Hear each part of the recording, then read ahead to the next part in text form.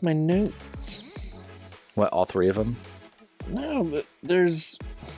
I'll see if I can remember the details of my slice. Let me just search for it really quick. Really quick? Really quick. Well, while he's doing that, I'm going to go ahead and welcome you guys. Found it. Yeah, there we go. Hey, guys. Welcome to House Parties. We are so thrilled that you guys are here. It's going to be a good night. Yep. Maybe we're going to have some laughs, but more than that, we're definitely going to do some planning, which if you were here last week, you know about that. If not, we will do a little bit of a recap. Yeah. Think of it like those TV shows. It's like previously on. Sure.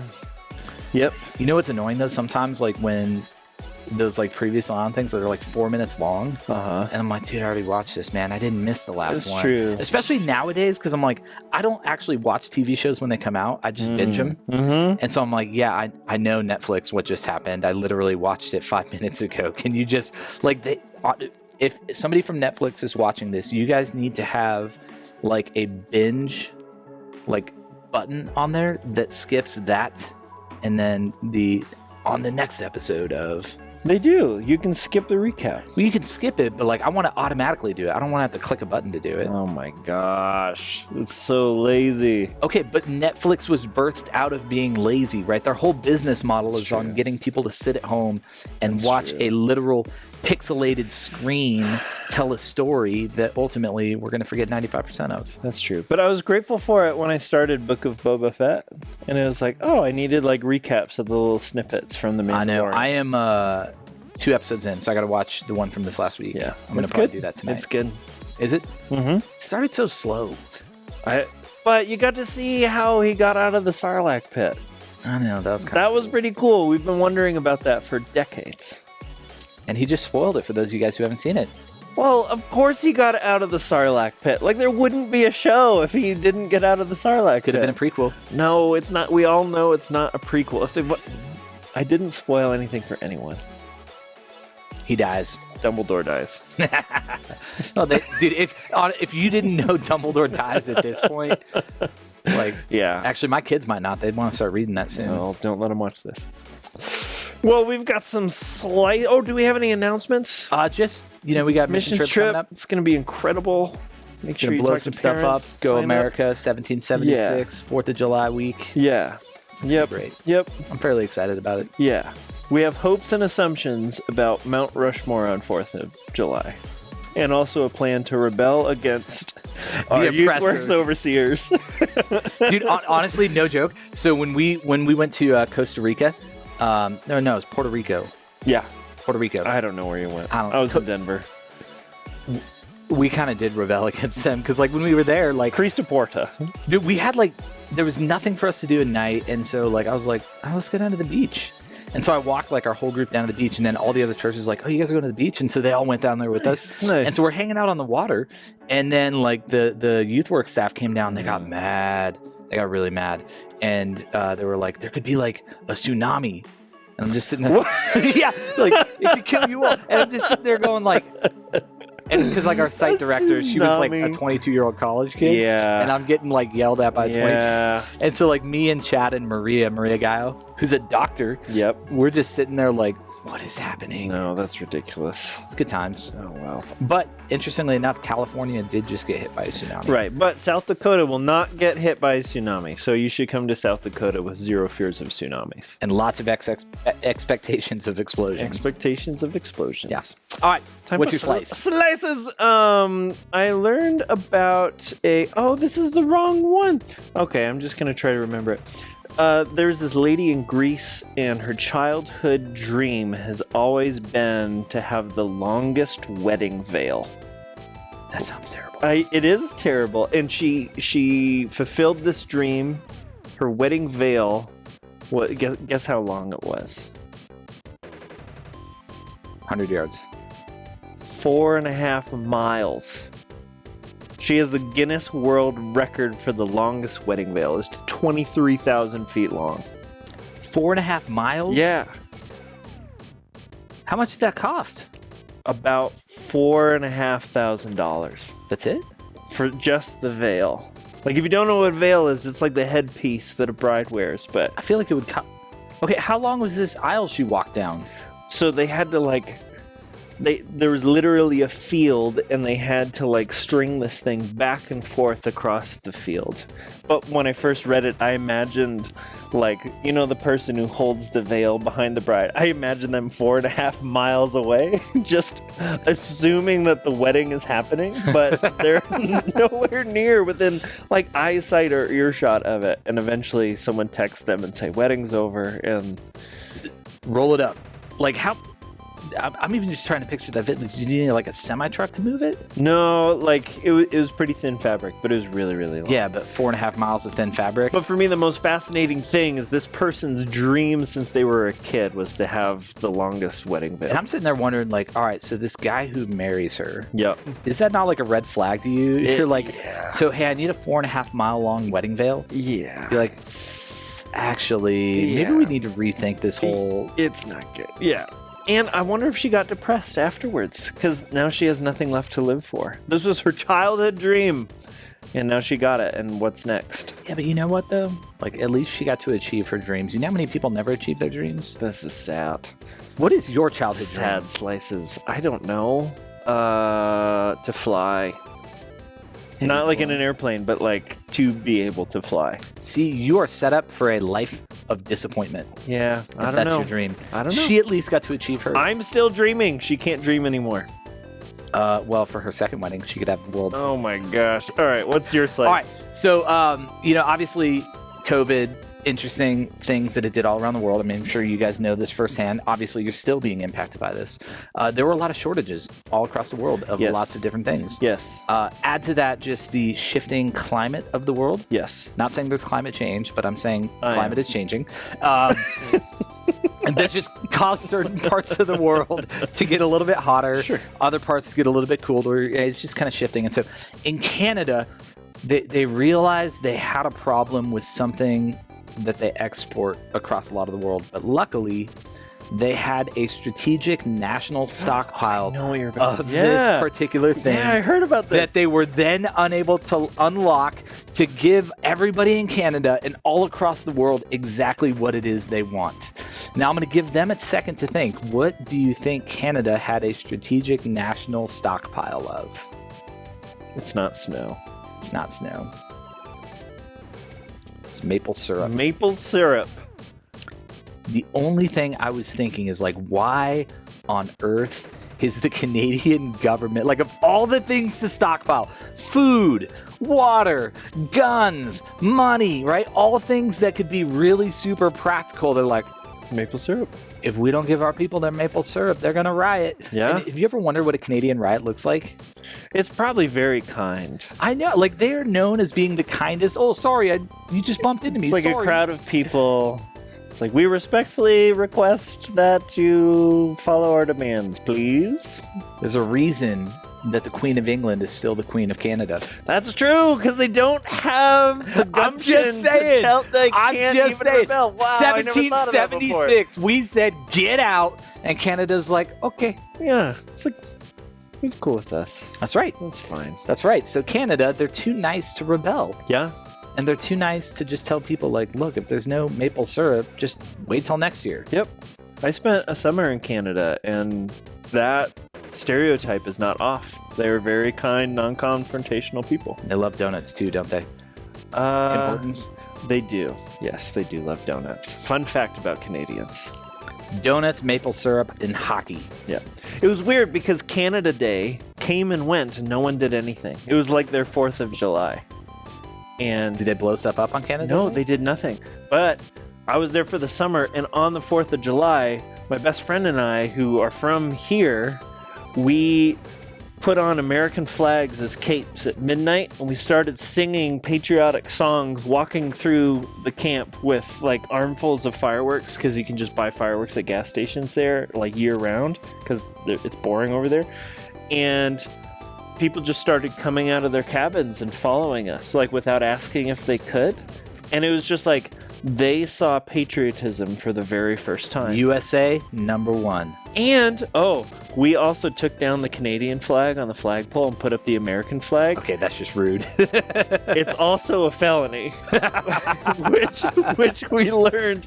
And there were police officers who came to the camp that day, not because of the flag, but as soon as we learned that the police officer was still there, we ran to the flagpole, put down the American flag, put up the Canadian flag. Royal Mounties. Yeah.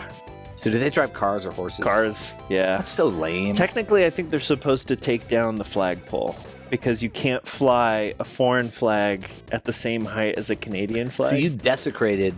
We committed a felony in Canada. We could have gotten deported.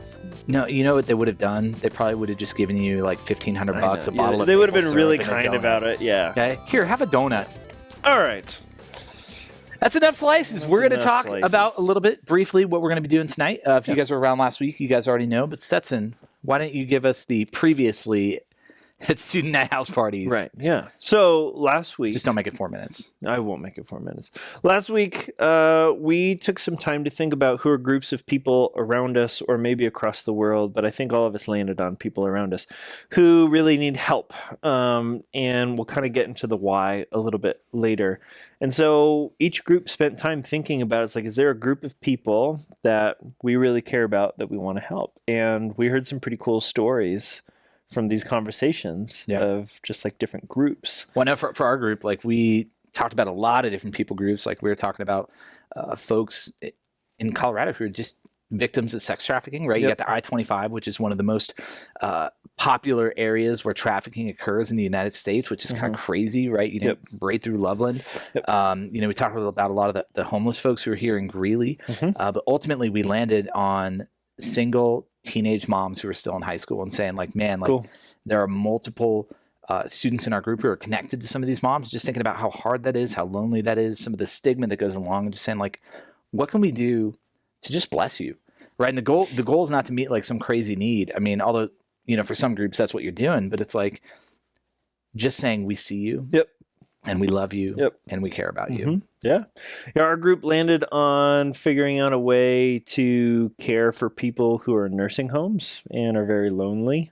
Because even pre-COVID, like there's a lot of people in nursing homes that never get any visitors, and now things are pretty locked down. So we're thinking through, like, is there anything that we can do to help with that? There were a couple groups that kind of locked in on the fire that happened south of us. Yes, He's near good at Boulder. directions. Very good. And seeing if there's anything that they can do to help that. And yeah, so we'll see what comes of it. Yeah, and so remind everybody why we're doing this too, because I know some of you guys probably weren't here last week, just getting back in the swing of things, but there actually is a reason we're doing this. Yes.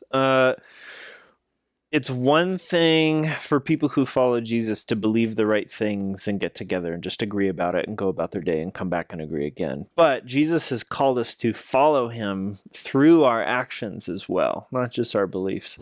And part of that is to live like he did, and he cared for people, like we talked about, the outcasts and the untouchables, and the people who are most in need of help are the people that God wants to help the most because they need the most help.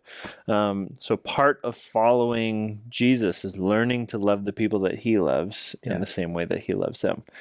Yeah, and that's a big part of our heartbeat. Like here is a student ministry, and I talked a little bit about this last week, but not only do we want to help you figure out who you are, right, like your identity as a son or a daughter of God and what that means. Not only do we want to help you guys actually belong to a community that can build you up and actually, like help you become a better person as you really discover more of your identity. But man, we also want to help you guys see that you can make a difference, right? For all these groups you just listed, I know sometimes it's like, well, what can I really do? Like there are like 1,000 homes that burned down in that fire, or, there's like millions of people living in rest homes. Like what could I possibly do? Well, actually, you could do a lot. Like you can make a difference, right? I think about this old parable. You've probably heard this one before, but there's like this big storm that happens at the ocean. It washes up all these starfish on the sea, or tsunami, right? It was actually a storm, but like whatever, right? And so, people were coming from like all around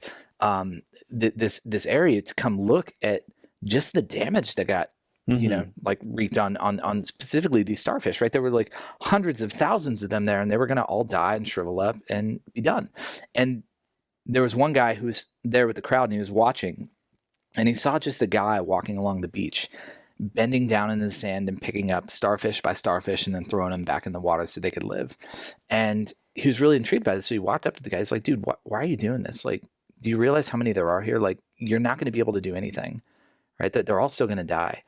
And the guy looks at him. He doesn't say anything. He pauses. He bends down. He picks up a starfish and he throws it in the water. He stands back up. He looks at the guy and he goes, it made a difference to that one. Yep. And that's really what we're trying to help you guys see here is like, we may not be able to fix every evil or problem in the world. Yep. But there are people that we can impact through loving them just like Jesus does. And it might not fix the issue, but it helps them, right? You know, and so that's why we're doing this. Yeah, and last week we talked about kind of like that secret sauce is love towards these people. Like, I'm not emotionally compelled to save starfish, but other people going through hard things. It's a parable. I don't care about the starfish. Sorry. So that love, that it's not just like the sense of duty or obligation, but it's like, no, it's like when we actually love that person, that's when we're compelled to serve them. And our love comes from a pretty incredible place as followers of Jesus. Like, there's this verse in the Bible that talks about our love and where it comes from. And it says, we love because he first loved us. And it's when we understand the love that has been poured into us, that's when we begin to realize it's like we are overflowing with love. Where do we direct that overflow of love? And it's the people who need it. Yeah, and you guys figured that out last week. So this week, you guys are going to take some time and think through, what are you actually going to do next week to actively love these people? Yeah, and so hopefully over the course of this last week, we all had the homework, right? We picked our target, like who we wanted to focus our love on for this specific thing we're doing. This last week, we got to do a lot of research, talk to people, maybe even talk to people who are dealing with some of the things that we want to actually, do something about. And so now is just planning, right? And so again, be creative, right? If there are financial things that you're going to need help with to pull this off, let me know, let Stetson know, because we want to do whatever we can, but also we want you guys to contribute as well. Yep. All right. So maybe talk to your mom and dad. If you guys are putting together care packages, maybe, your folks will want to chip in 10, 15, $20. Maybe even you yourself could do this, right? Because love compels us to give. And be creative, dream, be reasonable, right? Yeah. Stetson's not going to give you $12,000 to go do something. That's true. That's true. It is true. But like, it's going to be the thought that counts. It's going to be the heart that counts, right? So whether it's the fire victims, like what can you do? Or whether it's folks who are living in nursing homes or young girls who are just struggling to figure out, how do I be a mom and a student and a teenager all at the same time? Yep. So this week we're going to figure out, like, what is the actual plan. Next week you're going to do it. And the week after that is our next student night. Instead of me and Nathan standing up there and rambling on and on, we're going to give you guys a chance to come up and ramble on and on and on. That's right. Yeah. You get a turn to ramble. No, it's going to be cool. It's going to be really cool. We want to give you guys an opportunity to share about the ways that you yourselves have made a difference. Yep. And I love that we're starting 2022 off this way, because this is going to become more and more a part of just the regular rhythm of what we do. Yeah. We might not always stop and pause and do it like we are for these 4 weeks, but we're going to continue to elevate this, because being a follower of Jesus, it's not about what you believe. It's important. It's not just about who you belong to. That's also important. It's also about what we do. Yep. Right. And the Bible's so clear, right? The world is going to know us not by what we preach, not by what church we go to. They're going to know us, Jesus says, by the way that we love. Absolutely. And so let's do a good job loving this world. Yeah. People who need it. Yeah. So that's it. We want to give you as much time as we can to figure things out. So see you next week.